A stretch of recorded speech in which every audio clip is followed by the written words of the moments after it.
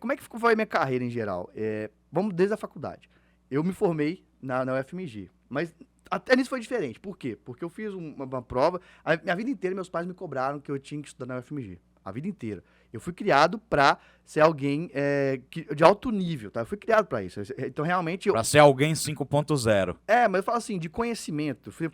Meus pais sempre me instruíram muito a estudar muito. Me cobraram, tá? Não só instruir, mas me cobraram. Quanto livro você tá lendo por mês? Então, eu sempre fui muito cobrado de ter essa alta performance, tá? Sistematicamente mesmo. Sistematicamente. Depois eu vou falar algumas dificuldades que eu descobri depois de ter TDAH fizeram sentido. Eu tinha dificuldade demais, às vezes, de fazer uma coisa só. E aí, só depois de velho que eu entendi o que era, né? Mas aí, eu era muito cobrado. Vou passar na UFMG, vou passar na UFMG. E aí, o que aconteceu? Eu não passei a primeira vez na UFMG, tá? Eu fiquei nervoso, tratei a segunda etapa da parte de filosofia como se fosse algo viajado, como muita gente acha que filosofia é viajado, e aí fui reprovado. E eu fiquei muito frustrado, né? Mas fui fazer faculdade em Sete Lagoas, que é a cidade da minha família, chama Unifem. E aí eu comecei a fazer lá um ano, fiz um ano lá, e falei, cara, não é pra mim, não tô me sentindo bem, não gosto daqui. Já direito? Já direito. Sempre direito. Já direito. E aí, o que eu fiz? Eu fiz prova de transferência, que pouca gente faz. É uma prova que é muito mais disputada, mas era só a área que eu era muito bom, porque eu era ruim demais em física, eu era ruim demais. Matemática só financeira, o resto era péssimo. Aí eu fiz a prova de transferência, passei na UAB, passei na UFMG, entrei na UFMG, e aí o pessoal vai entender um monte de coisa legal relacionada a mim com isso, por isso que eu tô contando. Como eu fiz um ano numa faculdade e entrei na outra, a grade era diferente, virei o que a gente chama de fatorial. Então eu era de 4 períodos ao mesmo tempo. Por que isso é legal? Porque endoidou a grade e tu saiu cumprindo crédito nas outras turmas. Isso. E como era faculdade pública, você não precisava... você podia de manhã e de noite ao mesmo tempo. Então eu fazia 4 turmas ao mesmo tempo. Por que isso foi legal? Network. Imagina o network que eu não criei. Eu era de 4 turmas, 4 períodos ao mesmo tempo. Conheceu milhares de pessoas. Milhares de pessoas. Muita gente. Que hoje em dia são clientes, são parceiros, porque o pessoal me conhecia daquela São época. amigos. São amigos, né? Aí fiz isso. Eu também depois, com o tempo, eu virei diretor de cultura da UFMG. É Centro Acadêmico Afonso Pena, chama de Vetusta Casa de Afonso Pena. E aí comecei a fazer eventos. Então, fazer eventos para 2.000 pessoas, fazer caloradas. Mais uma vez, aquilo foi me dando network, me dando destaque, e eu comecei a gostar. A verdade é essa. Ficava nos palcos, todo mundo me conhecia, comecei a gostar de ser conhecido. Falei, pô, esse negócio é legal. Esse negócio é interessante. Você viu que a comunicação é a base do sucesso, né? A comunicação é a base do sucesso. Mas por incrível que pareça, as pessoas me veem hoje, eu ficava nervoso quando eu ia apresentar um trabalho na sala de aula. Dava branco, total. Eu ficava incomodado. O que eu fui fazer? Teatro. Eu fiz um ano de teatro no NET, em BH, que se eu fizesse um pouco mais, eu poderia ter carteira de ator mesmo. E eu até acho que eu daria certo com isso, tá? Por série de fatores, eu acho que eu daria certo. Mas acabei que eu não segui pra esse caminho. Tem cara de ator mesmo, né, Linho? Diferente, né? Aqui tem jogador de futebol hoje, tem ator. Não, dá pra um ator do caralho, né? Não, nem dá no caralho, isso aí não. Ó, vapo. Vapo. Cai fora, né? Cai fora. Mas aí eu fiz essa questão do teatro e eu vi que eu tinha facilidade de ser expansivo e eu aprendi, principalmente, o que me ajudou, tá? Eu aprendi que, como que eu falo diante das câmeras ou algo assim? Eu visualizo como se eu estivesse falando com uma pessoa. E aí, muita gente tem dificuldade de falar com câmera, mas no dia a dia falando bem. Falei, gente, imagina que seu celular é uma pessoa. Põe na sua cabeça, nossa mente não sabe, às vezes, o que é real e o que não é. A nossa mente não sabe. Então, imagine que você está falando com a pessoa, sinta que você está falando com a pessoa. E você vai, de fato, falar com uma pessoa. Como a gente está fazendo aqui agora. Sim, isso é técnica. Tá? Então, se a gente fala, ai meu Deus, estou falando por um celular. Não, imagine que você está falando para uma pessoa. Porque quando você faz isso, o seu cérebro entende e seu comportamento todo muda. E você consegue se comunicar melhor. Porque comunicação, ela não é só o que eu falo, é como eu falo. Ó, quem tá me vendo aqui, ó, eu falo de forma incisiva. Eu posso falar mentira que for, parece que é verdade, porque eu tenho segurança.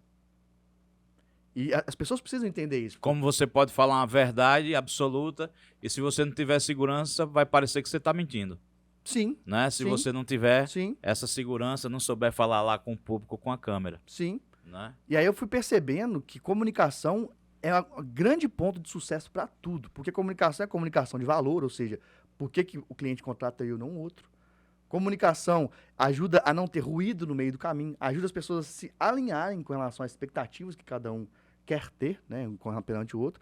Então, cada vez mais, mas essa percepção minha tem mais a ver com recentemente, o tanto que a comunicação é importante. Eu não... É assim, eu acho que naquela época lá, que você era do centro acadêmico, da cultura lá, do Afonso Pena, eu acho que você percebia isso de forma instintiva, né? Hoje você já tem técnicas, você já estuda, você já Aplica. possui conceitos, aí já aplica estrategicamente. Naquela época, despertou assim de forma nata, vamos dizer, chegou e, porra, Sim.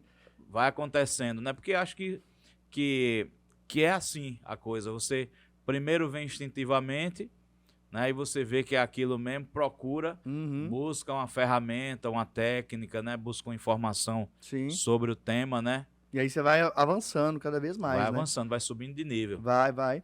E hoje eu vejo que aquilo lá foi meu início como a minha visão empreendedora, porque eu não tenho empreendedor na família mesmo, pai e mãe, não são empreendedores, nunca fui fomentado para isso, tá?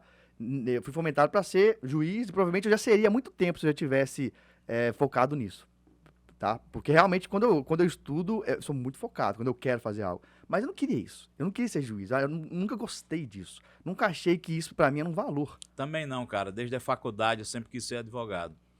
Eu sempre quis ser, eu nem sei se eu quis ser advogado, eu acho que cara, eu pensei em fazer jornalismo antes, eu pensei em fazer engenharia química Eu antes, fiz relações públicas um ano relações ainda. públicas, É. né? Mas aí eu decidi ser advogado, minha mãe que é advogada falou, faço não. Eu falei, não, eu vou fazer isso aí, eu vou. Aí eu fui fazendo. E dentro da faculdade, então, eu aprendi então, várias coisas. Eu gosto de falar e falar as lições. Eu aprendi a importância do network, aprendi a importância da gente ser maleável com relação às pessoas, a importância de empreender. Né, de empreender, então o intraempreendedorismo também, que é sair da zona de conforto, aprender. Eu não sabia nada de eventos.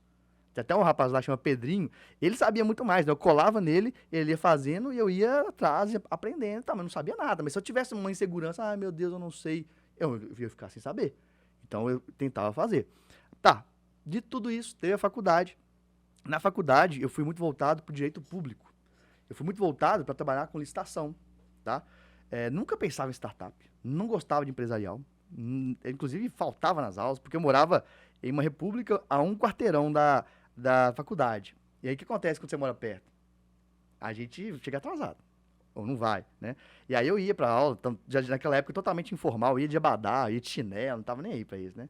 Tá. Aí, depois disso, durante a faculdade, então, né, eu direcionei pro direito público, e aí naquela época eu já tava, formei com 3 livros já. Eu formei publicando 3 livros em licitação. Então, muito acadêmico, muito, pouco prático ainda, assim, pouco empreendedor ainda. Aí fui para essa área e tal, recebi um convite para poder trabalhar no escritório, e era bom, 2013. Ganhar R$ 3.500 como primeiro salário. Aí Tá? 2013, 3.500 hoje é como se fosse 7 pau. Nem sei, mas era 7, bom. quase 10 pau. Era bom. É. E eu falei, não quero, porque eu acho que se eu fizer isso, eu vou acomodar. Se eu fizer isso, eu vou trabalhar para os outros. Eu sempre não gostava de trabalhar para ninguém. Isso é uma coisa minha, eu não gostava.